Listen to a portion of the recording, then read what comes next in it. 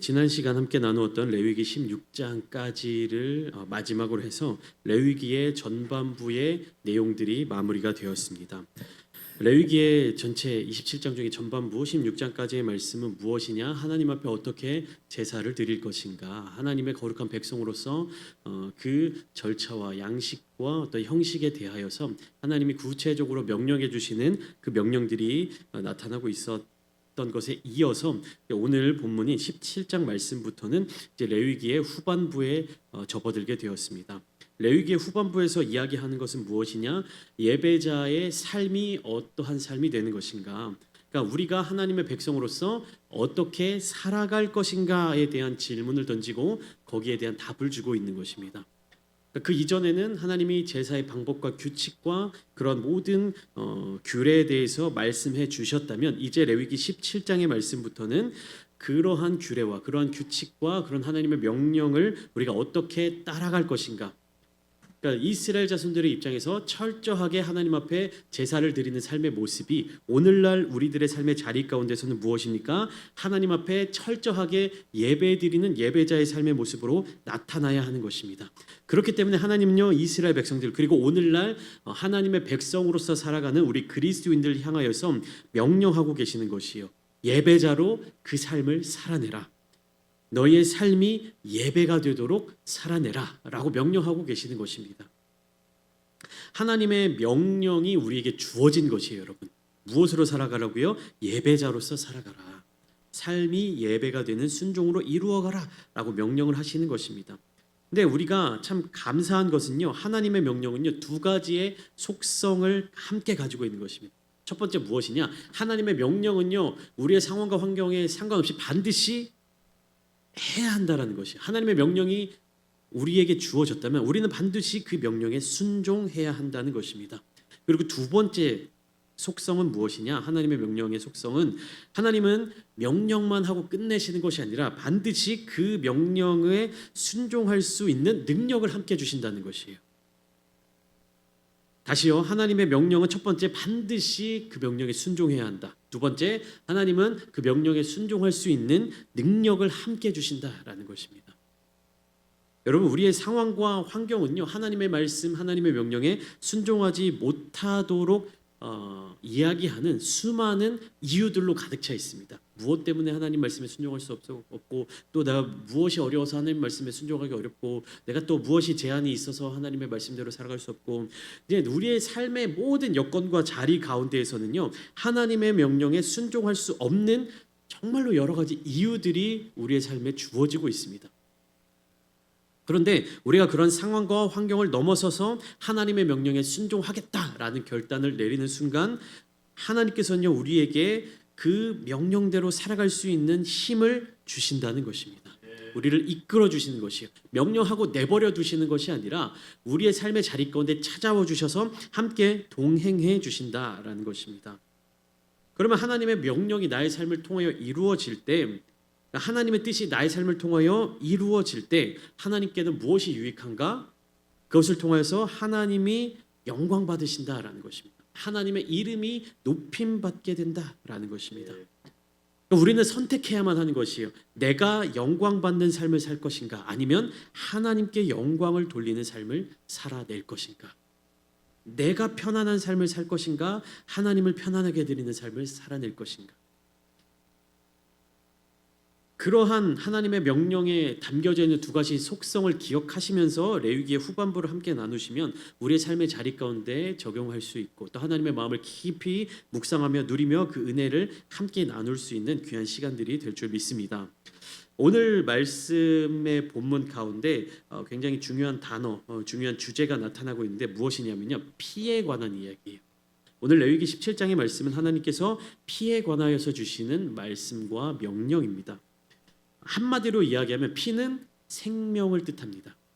성경 속에서 피로 묘사되어 있는 것은요, 결국 무엇으로 연결되느냐? 생명으로 연결되어 있는 것이요. 그리고 두 번째, 오늘 본문 말씀을 통하여서 이스라엘 자손들에게 있어서 하나님이 명령하시는 제사는요, 선택할 수 있는 영역이 아니라 반드시 해야만 하는 영역이다라는 것입니다. 그렇기에 오늘 본문 말씀을 통하여서 피에 대하여 하나님이 주시는 말씀이 어떠한 것인지, 그리고 이스라엘 자손들에게 제사란 무엇인지, 그 제사에 대해서 어떻게 받아들여야만 하는지를 함께 나누고, 그리고 그 이스라엘 자손들에게 적용되어 있던 하나님의 명령이 오늘날 우리들의 삶의 자리 가운데 어떻게 나타나고 있는지를 함께 나누어 보고자 합니다. 구약의 이스라엘 자손들에게 있어서 제사의 의미가 그러하듯이, 적어도 우리 기독교 그리스도인들 안에서의 예배는요, 단순한 어떤 종교적인 행위 혹은 그 절차가 아닙니다. 단순한 종교적인 행위를 넘어선 어떤 의미가 담겨져 있는 것인데, 결국 그 의미는 무엇이냐? 하나님과의 관계를 어떻게 이어갈 것인가, 하나님과의 관계를 어떻게 맺어갈 것인가에 대한 질문을 던지고 있는 것입니다. 그러니까 우리는요, 정해진 시간에, 정해진 장소에, 정해진 형식으로 예배를 드리고 있지만, 이것은요, 어떠한 종교적인 행위가 아니라는 사실이에요. 행위에 멈춰 있다, 거기에 국한돼 있다라는 것이 아니라, 그 예배를 통하여서 무엇입니까? 하나님과의 관계를 유지하고, 하나님과의 관계를 이어가고, 끊어졌던 하나님과의 관계를 회복해 나가는 과정을 거쳐야 한다는 것입니다. 그러면 하나님과의 관계를 이어가는 것을 통해서 우리에게 주어지는 것은 무엇이냐? 생명을 누리는 삶을 얻게 된다는 것입니다. 쉽게 얘기하면 우리는 예배를 통하여서 생명을 누리는 삶을 살아야 한다는 것이죠. 예배가 우리에게 있어서 생명이 되어야만 하는 것입니다. 그러니까 예배가 우리에게 있어서 생명이 된다라는 것은요, 결국에 무엇입니까? 우리가 목숨을 걸고 예배의 자리를 지켜내야 한다는 것입니다. 그렇기 때문에 오늘 본문을 통하여서 우리의 예배가 하나님 앞에 합당한가를 함께 점검해 보며, 레위기 17장에서 나타나고 있는 피의 이야기, 그리고 제사의 방법, 생명과 순종의 이야기에 대해서 함께 나누어 보고자 합니다. 오늘 1절은 여호와께서 모세에게 말씀하여 이르시되라고 하나님의 분명한 명령으로서 본문이 시작되고 있습니다. 그리고 아론과 그의 아들들과 이스라엘 모든 자손들에게 이 명령이 주어지고 있습니다. 그래서 그 명령이 어떠한가? 3절부터 그 명령이 구체적으로 기록되어 있습니다. 3절과 4절 말씀을 보시면 이 문장이 어렵게 나타나고 있는데, 결국 한마디로 요약하면 무엇이냐? 회막 밖에서 제사를 드리는 것을 금지한다라는 것입니다. 짐승을 잡아서 제물로서 하나님께 드려야 되는데, 그것을 회막 문 앞에서, 여호와의 성막 앞에서 예물로 드려야만 한다라고 말씀하시는 것입니다. 그리고 그 4절 말씀 중반부부터 보면, 여호와께 예물로 드리지 아니하는 자는 어떤 자로 여긴다? 피 흘린 자로 여길 것이다 라고 성경은 이야기하고 있습니다. 그러니까 하나님의 명령이 그렇게 주어지고 있다는 것이죠. 피 흘린 자로 여겨진다. 이 피 흘린 자의 의미는 무엇이냐? 단순히 동물을 잡은 사람, 동물의 피를 보고 동물의 피를 흘린 사람이다라는 그 뜻이 아니라, 여기 본문에서 피를 흘린 자로 간주한다라는 말은요, 살인자 혹은 우상 숭배의 죄를 범한 사람이라는 의미가 담겨져 있습니다.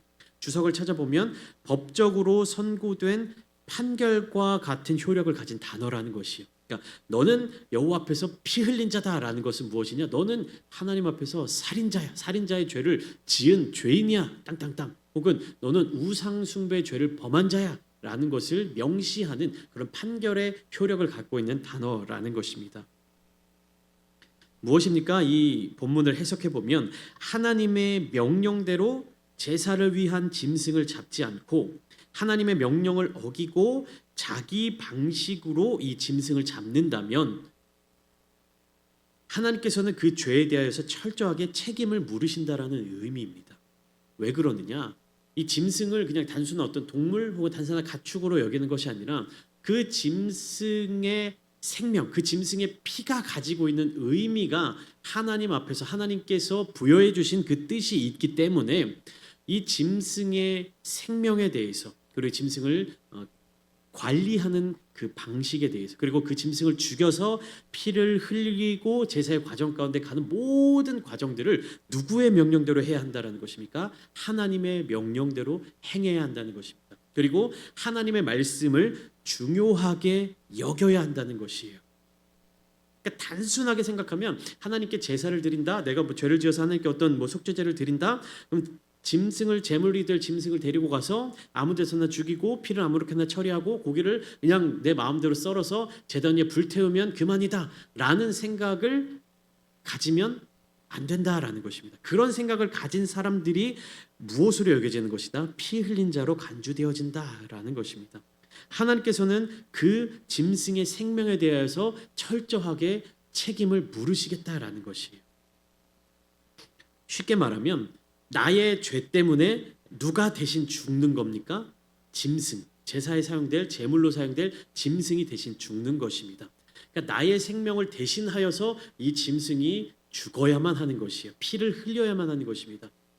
그러면 거기에 대한 어떤 무게감, 거기에 대한 하나님의 뜻이 무엇인지를 철저하게 묻고 순종해야 하는데 내 죄의 짐, 내 생명의 무게를 이 짐승에게 옮기고 하나님 앞에서 하나님께서 창조하신 그 생명의 무게를 우리가 무겁게 느끼며 하나님의 뜻을 물으며 나아가야 하는데 내 죄를 이 짐승에게 옮기고 이 짐승을 죽임으로써 내 죄가 해결된다라는 어떤 생각을 갖게 되면 거기에 하나님께서 생명의 주관자이심을 잊어버리게 된다라는 것입니다. 그 생명의 주관자이신 하나님의 권능에 대해서 권위에 대하여서 깨닫지 못하고 가벼이 여기는 자들에 대하여서 하나님은 철저하게 책임을 물으시겠다라고 분명하게 말씀하고 계시는 것이에요. 그리고 이것은 4절 후반부를 보면 그가 피를 흘렸은즉 자기 백성 중에서 끊어지리라. 즉 공동체에서 끊어질 만큼 심각한 불순종의 죄인 것을 하나님이 분명하게 말씀하고 계시는 것이에요. 그러니까 우리가 제사에 대해서 어떤 태도를 가져야 하느냐, 이스라엘 백성들이 이 하나님이 명령하신 제사에 대해서 어떠한 태도를 가져야 되느냐, 그냥 1장부터 5장까지 그리고 그 이후에 16장까지 하나님이 이렇게 명령하셨으니까 네가 죄를 지었으면 혹은 네가 뭐가 필요하면 짐승을 데려다가 죽이고 각을 떠서 불에 태워 올리면 끝나는 거야 라고 가볍게 생각하기를 원하지 않으셨다라는 것이에요. 그 제사의 과정 가운데 담겨져 있는 하나님 아버지의 마음이 어떠한 것인지, 또 하나님께서 감당하시는 그 영역은 무엇인지, 하나님의 마음이 어떠한 것인지, 그리고 그 제사의 모든 과정들을 통하여서 내가 하나님 말씀에 순종하겠다라는 결단으로 이어지기를 하나님께서는 원하고 바라고 계셨던 것입니다. 그러니까 이해가 되시죠? 우리가 그냥 심플하게 이야기하면 내가 죄를 짓고 제사를 통해서 용서받으면 끝이다 이렇게 가볍게 생각하지 말라는 것입니다. 마찬가지로 오늘날의 우리들의 신앙생활의 자리 가운데에서도 우리가 회개해야 된다, 주님께 돌이켜야 된다, 예수 그리스도의 십자가의 보혈의 은혜를 사모하며 나아가야 된다라는 말을 하면서 이 예수님의 십자가의 의미에 대해서 너무나도 가볍게 생각하게 되는 경우들이 많이 있습니다. 우리가 잘못을 저지르면, 우리가 죄를 지으면 하나님 앞에 회개하면 용서받겠지. 회개하면 용서받겠지. 물론 회개하면 용서를 받는 것이지만 그 회개의 과정, 그 회개의 대가, 그 회개로 말미암아 하나님께서 감당하시는 그 책임에 대하여서 예배를 드리는 예배자들이 반드시 그 무게감을 함께 느껴야 한다라는 것입니다. 속죄제 제사 드리면 용서받겠지. 내가 잘못을 저질러도 회개하면 용서받겠지. 하나님의 명령에 대해서 이렇게 가볍게 여기는 자들은요, 죄에 대한 무게감을 느끼지 못하게 되고 그 죄에 대하여서 가볍게 여겨지는 태도는요, 결국에 하나님으로부터 멀어지고 하나님의 공동체로부터 끊어지게 되는 결과로 이어질 수밖에 없다라는 사실을 하나님이 분명하게 말씀해주고 계신 것입니다. 그렇기 때문에 설교 초반부에 말씀드렸던 것처럼 우리는 목숨을 걸고 예배자로서의 삶을 살아야 한다는 것이에요. 목숨을 건다라는 것은 정말 뭐 생명의 위협을 받고 그렇게 예배를 드려라 이것이 아니라 나의 삶의 모든 영역에 있어서 예배를 가장 우선시하고 가장 중요시 여겨야 한다라는 의미입니다. 참 감사하게도 우리는 너무나도 좋은 환경에서 예배를 드릴 수 있습니다. 그렇게 우리는 예배를 드리러 나올 때 생명의 위협을 받는다든지 뭐 목숨의 뭐 어떤 위태로움을 느낀다든지 뭐 어떤 위협을 받는다든지 이런 일은 없죠. 그러나 우리가 속한 이 세상과 우리가 속한 이 사회가 어떻게 바뀌어갈지 몰라요. 그렇게 우리는 목숨을 다하여서 뜻을 다하고 마음을 다하고 목숨을 다하여서 하나님을 사랑해야 되는 것이, 다른 말로 이야기하면 마음을 다하여서 정성을 다하여서 뜻을 다하여서 목숨을 다하여서 하나님께 예배 드리는 예배자로서의 삶을 살아내야 한다는 것입니다. 여러분 목숨을 다해서 예배 드린다라는 것은요, 예배 드리는 이 시간에 뭔가 정말로 목숨이 끊어질 듯한 태도로 예배를 드리라는 의미가 아닙니다. 우리의 모든 삶의 순간순간마다 하나님을 향한 예배자로서의 자세, 예배자로서의 그 준비를 철저하게 다해야 한다는 의미인 것입니다. 이어서 본문을 쭉 보시면 7절 말씀에 이러한 말씀이 나와 있죠. 그들은 전에 음란하게 섬기던 순념소에게 다시 제사하지 말 것이니라. 이는 그들이 대대로 지킬 영원한 규례니라라고 말씀하고 계십니다. 그러니까 무슨 말이냐? 하나님 앞에 향기로운 냄새가 될 수 있도록 하나님께서 명령하신 예배 제사의 방법대로 하나님께 제물을 올려드려라. 그런데 이제 7절 말씀, 전에 음란하게 섬기던 순념소에게는 다시 제사하지 말아라. 하나님이 이러한 명령을 내리셨던 것입니다.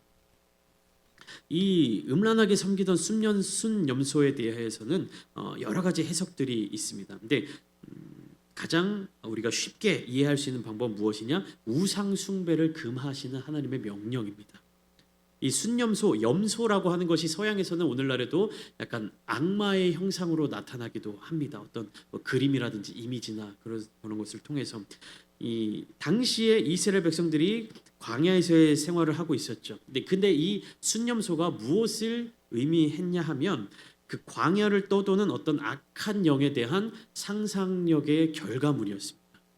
그 시대의 고대 중동의 사람들은 이 순념소라고 하면 어떤 광야를 떠도는 악령, 혹은 인간의 삶의 자리 가운데 영향력을 끼치는 악한 영적 존재로 묘사하기도 하고, 더 나아가 우상 숭배의 상징이 되기도 합니다. 그러니까 그 이전에 음란하게 섬기던 순념소라는 말은요, 그 이전에 이스라엘 백성들, 이스라엘 자손들의 삶의 자리 가운데 어떠한 방법이든지 영향력을 끼쳤던 존재였다라는 사실을 우리가 알 수 있는 것입니다. 애굽에서 종살이하고 있을 때 애굽의 어떤 이방 신들을 섬기는 그런 문화 중에 하나였을 수도 있고, 혹은 이전에 경험해 보지 못했던 광야를 떠돌아야만 했던 이스라엘 자손들이 막연하게 느끼고 있는 두려움의 상징이었을 수도 있습니다. 그러나 음란하게 섬긴다라는 이 말은 결국에 무엇을 이야기하느냐?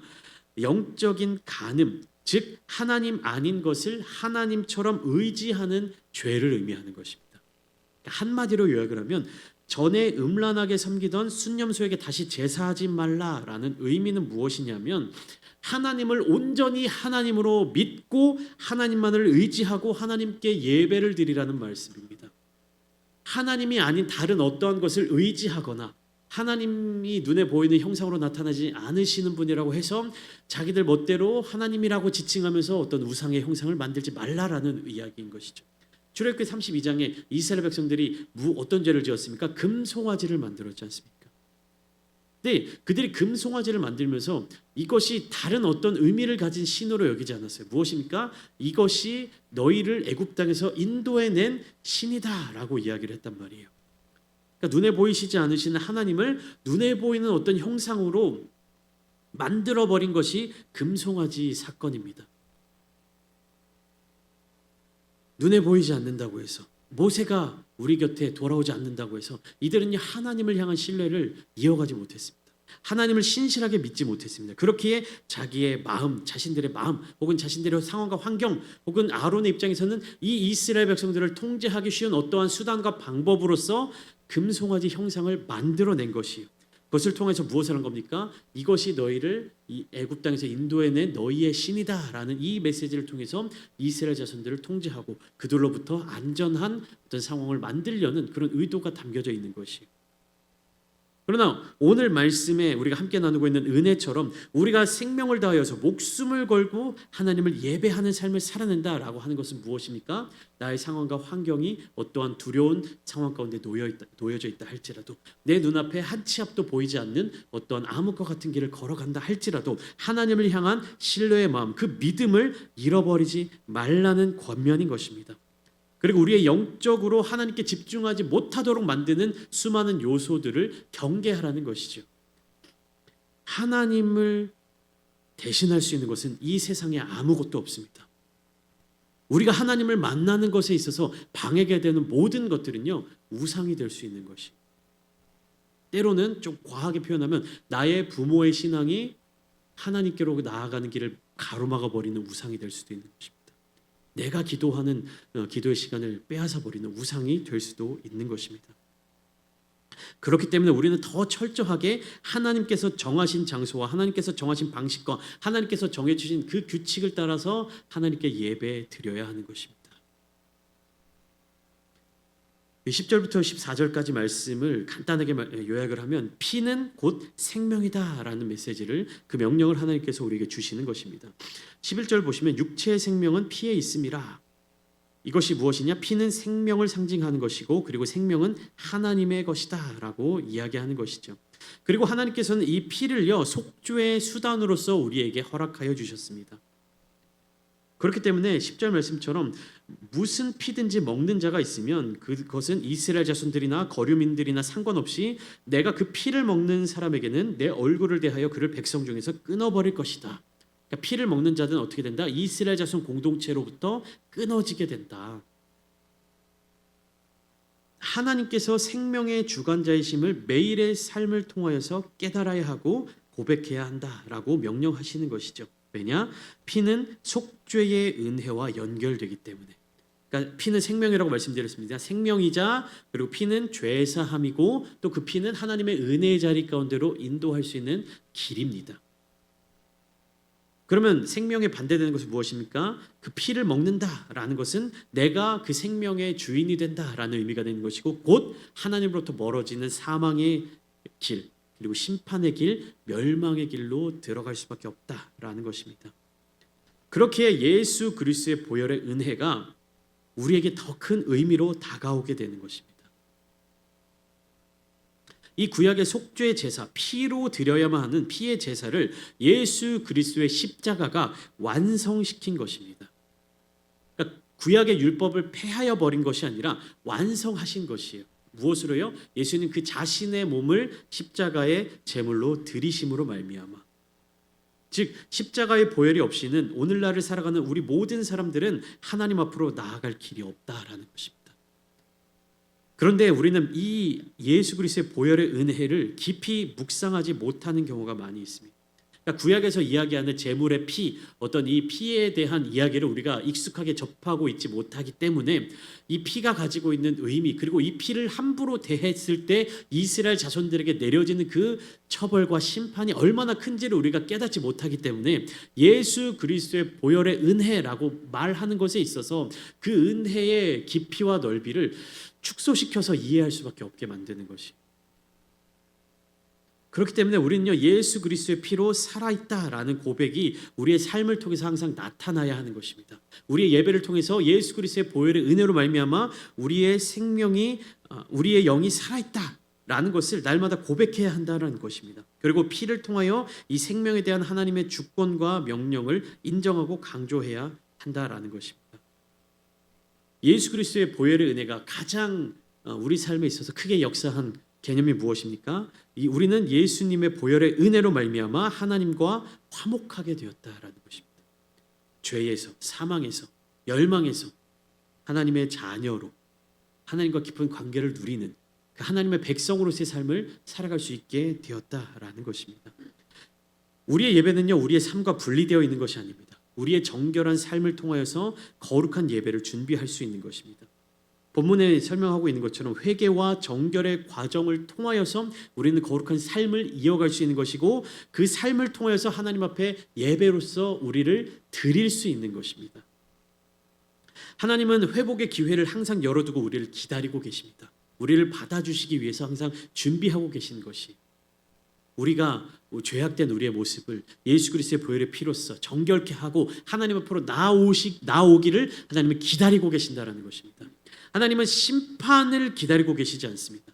모든 나라와 모든 족속과 모든 민족이 구원받고 주님께로 나오는 것을 원하시고 계시지 어떠한 잣대를 두고 심판의 기준을 두고 이 조건을 충족하지 못하는 모든 자들을 심판하기 위하여서 이러한 율법을 우리에게 주신 것이 아니라는 의미입니다. 그렇기 때문에 우리는 우리의 삶 속에 있는 죄악된 모습들을 방치해서는 안 됩니다. 죄에게 기회를 주어서는 안 됩니다. 회개의 습관을 가져야만 합니다. 알고 지은 죄뿐만 아니라 모르고 짓게 되는 죄를 위해서도 기도해야 하는 것입니다. 본문에 나와 있는 것처럼 피의 주권이, 생명의 주권이 하나님께 있음을 날마다 인정하며 거룩한 삶을 통하여서 하나님께 거룩하게 나아갈 수 있는 성도의 삶을 살아내야 하는 것입니다. 마지막으로 골로새서 1장 20절 말씀은 이렇게 이야기하고 있습니다. 그의 십자가의 피로 화평을 이루사 만물 곧 땅에 있는 것들이나 하늘에 있는 것들이 그로 말미암아 자기와 화목하게 되기를 기뻐하시니라. 하나님께서는 화목하게 하는 것을 기뻐하십니다. 그렇기 위해서 우리에게 예수 그리스도의 십자가를 주셨습니다. 우리는 그리스도의 피로 인해서 생명을 얻었고 그 피로 말미암아 예배를 드릴 수 있으며 그 피 안에서 하나님께 순종할 수 있습니다. 그렇게 우리의 예배는 생명입니다. 예수님의 피로 생명을 얻은 자들답게 우리의 삶 전체를 예배로 삼아 하나님께 영광을 돌려야만 합니다. 사랑하는 성도 여러분, 우리의 삶이 예배가 되기를 소망합니다. 우리의 삶의 모습들이 때로는 세상에 속해 있는 것 같고 세상의 어떠한 치열한 모습들 때문에 고통받게 되는 경우도 있고 정말 마음 가운데 낙심하게 되는 일들도 많이 있지만 우리의 삶이 하나님께 드려지는 거룩한 예배가 되기를 소망합니다. 그렇게 우리의 삶을 하나님 앞에 내어드릴 때 하나님께서 저와 여러분들의 삶을 붙들어 주시고 책임져 주시고 지켜주시고 거룩한 곳으로 인도하여 주실 줄 믿습니다. 오늘 이 시간 함께 기도하실 때 하나님을 온전하게 의뢰하며 거룩한 성도로서 하나님께 주권이 있음을, 생명이 있음을 고백하며 날마다 하나님을 찬양하며 하나님께 거룩한 마음으로 나아가는 우리 모두가 되기를 주님의 이름으로 축원합니다.